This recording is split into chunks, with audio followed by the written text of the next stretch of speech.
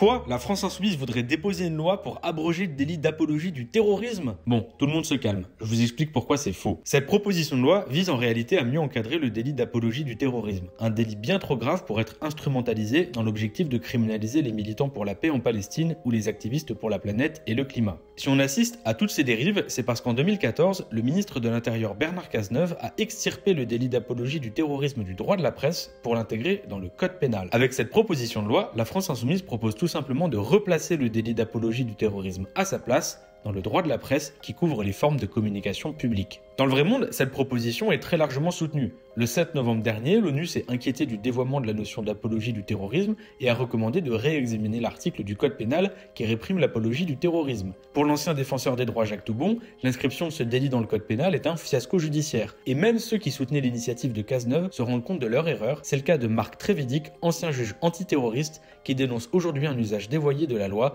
et appelle à faire marche arrière. La proposition de revenir à la loi d'avant 2014 propose des peines pouvant aller jusqu'à 5 ans de prison et 45 000 € d'amende. Mais sur les plateaux télé, les malhonnêtes de tous bords se bousculent pour accuser LFI de vouloir abroger le délit d'apologie du terrorisme. C'est évidemment faux. Avec notre proposition, ce délit est passible d'une peine pouvant aller jusqu'à 5 ans de prison et 45 000 € d'amende. Les médias d'extrême droite ont lancé cette fake news, elle a ensuite été relayée par les macronistes et le gouvernement de Michel Barnier, dont Bruno Retailleau, le ministre de l'Intérieur. Innommable.